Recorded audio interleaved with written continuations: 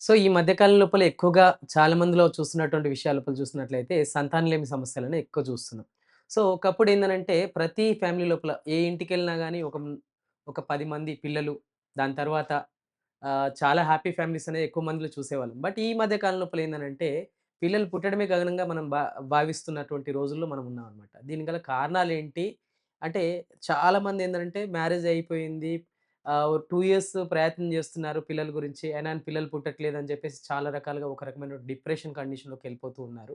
So, సంతానలేమి అనగానే చాలామంది ఏమనుకుంటారంటే, ఆడవాళ్ళ లోపలనే ఏదైనా ప్రాబ్లమ్ ఉండడం వల్లనే సంతానం అనేది పిల్లలనేది పుట్టట్లేదని చెప్పేసి చాలామంది భావిస్తూ ఉంటారు. బట్ ఈ ఇన్‌ఫర్టిలిటీ అనేది ఏందనంటే, male factor and female factor కొన్ని అన్‌నోన్ ఫ్యాక్టర్స్ వల్ల కూడా సంతానలేమికి దారి తీయడానికి అవకాశం ఎక్కువగా ఉంటుందనమాట. సో, దీని లోపల మెయిన్‌గా మనం ఈరోజు గమనించినట్లయితే ఆడవాళ్ళకి ఈక్వల్‌గా అంటే మగవాళ్ళ లోపల కూడా సంతానలేమి సమస్యలనేవి ఎక్కువ చూస్తున్నానన్నమాట. సో, ఈ మగవాళ్ళ లోపల ఏంటి? ఎందుకు ఈ సమస్య పెరిగిపోతుంది? దేనివల్ల మనము ఇన్‌ఫర్టిలిటీ మేల్ కేసెస్ లోపల పెరిగిపోతున్నాయని మనం చూసినట్లయితే, ఎక్కువగా ఫస్ట్ ఏందనంటే, ఒక మ్యారేజ్ అయిపోయింది. ఒక 2 ఇయర్స్ వరకు పిల్లల గురించి ప్రయత్నం చేస్తున్నారు. అయినా గాని పిల్లలు పుట్టట్లేదు అనే కండిషన్‌ని మనం ఇన్‌ఫర్టిలిటీ సంతానలేమి సమస్య అని చెప్పేసి చెప్తుంటాం అన్నమాట. సో, ఈ ఇన్‌ఫర్టిలిటీ గల కారణాలేంటి అని చూసినట్లయితే, ఎస్పెషల్లీ మగవాళ్ళలో గల కారణాలేంటి అనంటే ఫస్ట్ ఎవరైనా గాని మగవాళ్ళ లోపల ప్రాబ్లమ్ ఉంది అనంటే ఎలా డయాగ్నోస్ జేసుకోవాలంటే, వాళ్ళలో ఉన్నటువంటి శుక్ర కణాల సంఖ్య ఆధారంగా, ఆ శుక్ర కణాల యొక్క కదలిక ఆధారంగా ఆ ప్రాబ్లమ్ ఉందా? లేదా? అని మనం నిర్ధారించుకోవచ్చనమాట.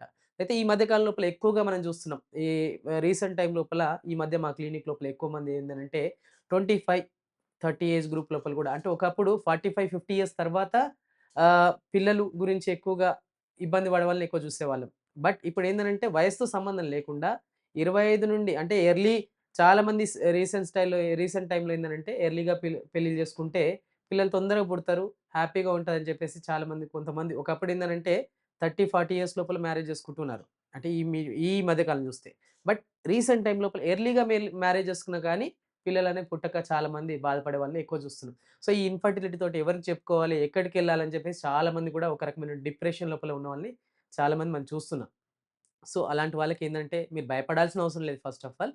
సో, ఏందనంటే ఇన్‌ఫర్టిలిటీ అనగానే ఏదో ఇక ఐవీఎఫ్, ఐయుఐ అదొకటే మాకు మార్గం అనేది చాలామంది ఇన్‌ఫర్టిలిటీ సెంటర్స్ చుట్టూ తిరిగే వాళ్ళని ఎక్కువ మందిని చూస్తున్నాం అనమాట.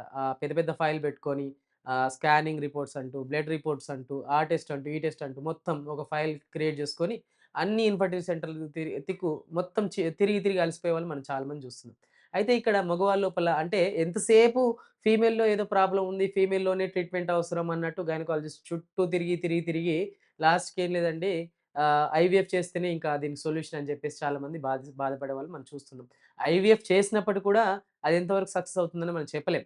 సో, అలాంటి సందర్భాలలో ఆల్రెడీ ఐవీఎఫ్ అయిపోయింది. ఆల్రెడీ ఐయుఐ అయిపోయింది. అయినా గాని పిల్లలు లేరని చెప్పేసి బాధపడే వాళ్ళు చాలామంది చూస్తుంటాం. ఫస్ట్ వీటన్నిటికంటే ముందు మనం తెలుసుకోవాల్సిన విషయం ఏందనంటే సంతానలేమి సమస్య లోపల మగవాళ్ళ లోపల కూడా కారణాలుంటాయి. ఆ కారణాల లోపల ప్రధానంగా చూసినట్లయితే మగవారి లోపల స్పెర్మ్ కౌంట్ అన్నమాట. శుక్ర కణాల సంఖ్య. ఫస్ట్ మనం చూసుకోవాల్సిందేంటంటే శుక్ర కణాల సంఖ్య ఎంత ఉంది అని మనం మగవాళ్ళ లోపల ప్రాబ్లమ్ ఉందా? లేదా? అని దీన్ని నిర్ధారించుకోవడం ఏందంటే సెమెన్ అనాలిసిస్ చేసి దాని లోపల కౌంట్ ఎంత ఉంది అని మనం చూసుకోవాల్సిన అవసరం ఉంటుందన్నమాట. సో, చాలా మంది లోపల ఇన్‌ఫర్టిల్ లోపల మేల్ పర్సన్స్ లోపల సెమెన్ కౌంట్ లోపల అంటే స్పెర్మ్ కౌంట్ చాలా తక్కువగా ఉండడం వల్ల ఇన్‌ఫర్టిలిటీకి దారి తీసేటువంటి అవకాశాలు ఎక్కువగా ఉంటాయి. సో, ఈ కౌంట్ పరంగా చూసినట్లయితే చాలా మంది లోపల ఏందంటే అలిగోస్పెర్మియా అనేది కారణాలతోటి చాలా మంది లోపల సంతానలేమి సమస్య ఉంటుంది. కొందరి లోపల ఆహ్, అలిగోస్పెర్మియాతో పాటు అస్థినోస్పెర్మియా అని చెప్పేసి, అస్థినోజోస్పెర్మియా అని చెప్పేసి కొన్ని రకాలైనటువంటి కౌంట్‌లో ఉన్నటువంటి మార్పుల వల్ల సంతానలేమి సమస్యకు దారి తీయడానికి అవకాశాలు ఎక్కువగా ఉంటాయి. సో, ప్రధానంగా అలిగోస్పెర్మియా అంటే ఏంటి అనంటే, యూజువల్‌గా మనకు సెమెనాలిసిస్ చేసినప్పుడు దాని లోపల స్పెర్మ్ కౌంట్ ఎంత ఉండాలంటే 60-120 మిలియన్ మధ్యలో ఉన్నట్లయితే అది నార్మల్‌గా భావిస్తామన్నమాట. కొంతమంది లోపల 1 ఎంఎల్‌కి 15 మిలియన్స్ ఉన్నట్లయితే అది normal. But World Health Organization guidelines ప్రకారంగా 60-120 మిలియన్స్ ఉన్నట్లయితే మనకు నార్మల్ కౌంట్‌గా భావిస్తాం. కానీ చాలా మంది లోపల ఏందంటే ఇప్పుడున్నటువంటి లైఫ్ స్టైల్ లోపల ఎక్కువగా రాత్రి వేళల్లో ఎక్కువ జాబ్ చేయడం కావచ్చు, సాఫ్ట్‌వేర్ ఎంప్లాయీస్ కావచ్చు, ఎక్కువ ప్రయాణాలు చేసే ఒత్తిడితో కూడుకున్నటువంటి జాబ్ చేసేవాళ్ళు కావచ్చు, ప్రయాణాలు ఎక్కువ చేసేవాళ్ళు కావచ్చు, లేదా ఎక్కువగా ఆల్కహాల్ తీసుకునే వాళ్ళ లోపల కావచ్చు, స్మోకింగ్ ఎక్కువ చేసే వాళ్ళ లోపల కావచ్చు, ఈ స్పెర్మ్ కౌంట్ అనేది తగ్గిపోవడమే ఎక్కువ చూస్తున్నాం అనమాట. సో, ఎస్పెషల్లీ ఆలిగోస్పెర్మియా అనేది ఇట్ ఈస్ ఖచ్చితంగా మనం మెడిసిన్స్ తోటి, కొన్ని లైఫ్ స్టైల్ మార్పులతోటి ఖచ్చితంగా ట్రీట్ చేసుకునేటువంటి విషయం అన్నమాట. సో, ఈ ఆలిగోస్పెర్మియా అనేది ఎప్పుడు భావించాలంటే, స్పెర్మ్ కౌంట్ 15 మిలియన్స్ కంటే తక్కువగా ఉన్నట్లయితే దాన్ని అలిగోస్పెర్మియా అని చెప్పేసి చెప్తుంటాం అన్నమాట. దీని లోపల కూడా మైల్డ్ ఆలిగోస్పెర్మియా, మోడరేట్ ఆలిగోస్పెర్మియా అండ్ సివియర్ ఆలిగోస్పెర్మియా అని చెప్పేసి దాని లోపల కూడా కొన్ని రకాలైనటువంటి మా ఆ కౌంట్ ఆధారంగా 15 మిలియన్స్ కంటే తక్కువుంటే ఆలిగోస్పెర్మియా అంటాం. 5-15 మిలియన్స్ మధ్యలో ఉంటే మైల్డ్ టు మోడరేట్ అని చెప్తుంటాం. 5 మిలియన్స్ కంటే కూడా ఇంకా తక్కువగా ఉందంటే దాన్ని సివియర్ ఆలిగోస్పెర్మియా అని చెప్పి చెప్తుంటారనమాట. సో, ఈ ఆలిగోస్పెర్మియా కండిషన్‌లో బాధపడుతున్న వాళ్ళు కొన్ని రకాలైనటువంటి మార్పులు చేసుకున్నట్లయితే లైక్ ఏంటి ఆ మార్పులు అనంటే ఒబేసిటీ ఉంది. ఫర్ సపోజ్ సెంట్రల్ ఒబేసిటీ చాలా మంది లోపల కూడా పొట్ట చుట్టూ కొవ్వు పేరుకుపోవడం అనేది ఎక్కువ చూస్తుంటాం మగవాళ్ళ లోపల కావచ్చు. సో, ఈ మగవాళ్ళ లోపల పొట్ట చుట్టూ కొవ్వు పేరుకుపోవడం వల్ల సంతానలేమి సమస్యకు దారితీస్తుందంటే ఖచ్చితంగా దారి తీయడానికి అవకాశం ఉంటుందన్నమాట. దాన్ని సెంట్రల్ ఒబేసిటీ అని చెప్తూ ఉంటాం. ఈ సెంట్రల్ ఒబేసిటీ వల్ల కూడా స్పెర్మ్ కౌంట్ అనేది తగ్గిపోవడానికి అవకాశం ఉంటుంది.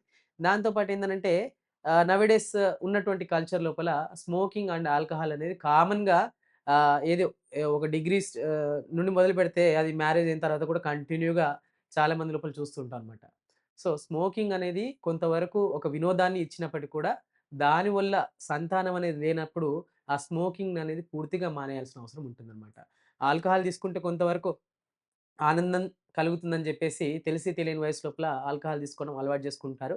బట్ ఈ ఆల్కహాల్ వల్ల కూడా స్పెర్మ్ క్వాలిటీ అనేది తగ్గుతుంది. మోటిలిటీ అనేది తగ్గుతుందనమాట. సో, ఈ ఆల్కహాల్ సమస్యలు ఎక్కువగా ఆల్కహాల్ తీసుకోవడం వల్ల కూడా స్పెర్మ్ కౌంట్ అనేది తగ్గుతుంది. కొన్ని రకాలైనటువంటి మారక ద్రవ్యాలు తీసుకోవడం వల్ల కూడా ఈ స్పెర్మ్ కౌంట్ అనేది తగ్గిపోవడానికి అవకాశం ఉంటుందనమాట. సో, దాంతో పాటుగా మనం చూస్తున్నట్లయితే ఈ ఆల్కహాల్ స్మోకింగ్ ఒకటే కాదు. దాంతో పాటు సైకలాజికల్‌గా చూస్తున్నట్లయితే టెన్షన్ లెవెల్స్ ఎక్కువగా ఉన్నా, స్ట్రెస్ లెవెల్స్ ఎక్కువగా ఉన్నా, యాంక్సైటీ లెవెల్స్ ఎక్కువగా ఉన్నా, స్లీప్ ప్రాపర్‌గా లేకపోయినా కానీ స్పెర్మ్ కౌంట్ అనేది తగ్గిపోవడానికి అవకాశం ఉంటుందన్నమాట. సో, సైకలాజికల్ కాజెస్ ఏంటి అనంటే మెయిన్‌గా యాంక్సైటీ అంటే పిల్లలు పుట్టట్లేదు అనంటే ఒక రకమైనటువంటి యాంక్సైటీ అనేది మనం చూస్తుంటాం. సో, ఈ యాంక్సైటీకి లోనవ్వకూడదు. ఎందుకు? ఏంటి? అనేది ఫస్ట్ మనం తెలుసుకోవాలన్నమాట.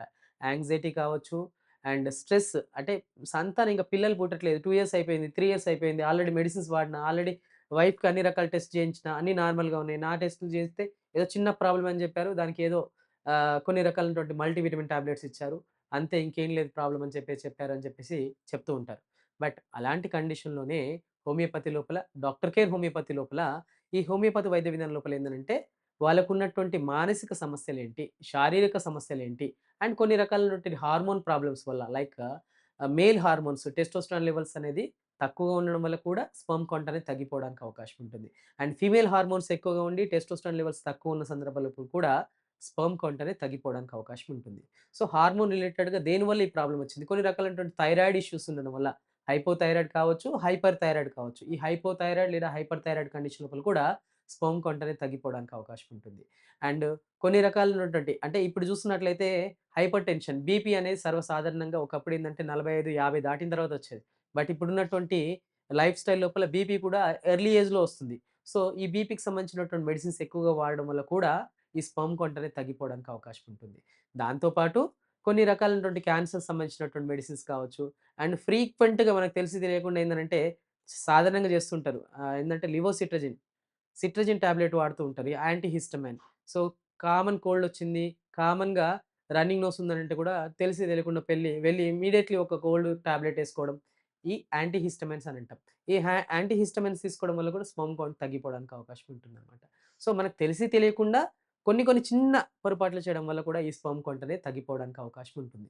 సో, ఈ స్పెర్మ్ కౌంట్ తగ్గిన కండిషన్‌ని అలిగోస్పెర్మియా అని అంటాము. ఈ అలిగోస్పెర్మియాని మనం ఖచ్చితంగా హోమియోపతి మెడిసిన్స్ ద్వారా పూర్తిగా ట్రీట్ చేసుకోవడానికి అవకాశం ఉంటుంది. దీంతో పాటు కొన్ని రకాలైనటువంటి ఆహారపు అలవాట్లు కానీ, మనకున్నటువంటి చెడు అలవాట్లు గానీ, వీటినన్నిటి కూడా సరి చేసుకుంటూ హోమియోపతి మెడిసిన్స్ వాడినట్లయితే ఖచ్చితంగా మనం ఈ ప్రాబ్లమ్‌ని అలిగోస్పెర్మియాని పూర్తిగా అధిగమించడానికి అవకాశం ఉంటుందన్నమాట. అయితే స్పెర్మ్ కౌంట్ అనేది చాలా వరకు కూడా చాలా ప్రాబ్లమాటిక్‌గా చాలామంది మగవాళ్ళ లోపల చూస్తుంటాం. సో, స్పెర్మ్ కౌంట్‌ని ఏ విధంగా ఏ రకమైనటువంటి ఫుడ్ తీసుకుంటే పెరుగుతుంది అనంటే ఎక్కువగా జింక్ మనం తీసుకున్నటువంటి ఫుడ్ లోపల జింక్ రిచ్ ఫుడ్ తీసుకున్నట్లయితే ఎస్పెషల్లీ సీడ్స్ అన్నమాట. సో, డ్రై ఫ్రూట్స్ కావచ్చు, సీడ్స్ కావచ్చు ఎక్కువగా తీసుకోవడం వల్ల ఈ స్పెర్మ్ కౌంట్ అనేది పెరగడానికి అవకాశం ఉంటుంది. అండ్ ఫ్రూట్స్ లోపల దానిమ్మ, బనానా ఇవి తీసుకోవడం వల్ల కూడా స్పెర్మ్ కౌంట్ పెరగడానికి అవకాశం ఉంటుంది. క్యారెట్ అండ్ బీట్రూట్ తీసుకోవడం వల్ల కూడా స్పెర్మ్ కౌంట్ అనేది పెరగడానికి అవకాశం ఉంటుంది. సో, ఇవే కాదు calcium rich food and vitamin B ఎక్కువగా ఉన్నటువంటి ఆహార పదార్థాలు కావచ్చు, విటమిన్ డి ఎక్కువ ఉన్నటువంటి ఆహార పదార్థాలు కావచ్చు. ఇవి తీసుకున్నట్లయితే స్పెర్మ్ కౌంట్ అనేది పెరగడానికి అవకాశం ఉంటుందనమాట.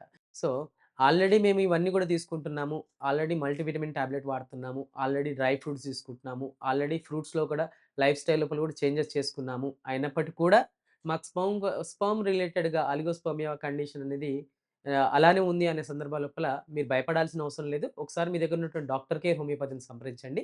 సో, ఇవే కాకుండా మెడికల్‌గా వారికోజిల్ కానీ, ఇంకేదైనా ప్రాబ్లమ్ ఉందా? ఏమైనా underlying STDs sexually transmitted diseases ఏమైనా ఉన్నాయా? వీటన్నిటి గుర్తించి వాటిని ట్రీట్ చేస్తూ ఈ కౌంట్ పెరిగేలాగా ట్రీట్మెంట్ అనేది అందించడం జరుగుతుంది. ఇన్‌ఫెర్టిలిటీ సమస్యను మనం అధిగమించడానికి అవకాశం ఉంటుందండి. ఇలాంటి సమస్యతో బాధపడుతున్నట్టయితే మరెందుకు ఆలస్యం మీ దగ్గర ఉన్నటువంటి డాక్టర్ కేర్ హోమియోపతిని సంప్రదించండి. కింద స్క్రోల్ అవుతున్నటువంటి నంబర్‌కి కాల్ చేసి ఈరోజే అపాయింట్‌మెంట్ తీసుకోండి. మీ ప్రాబ్లమ్ సాల్వ్ చేసుకోండి.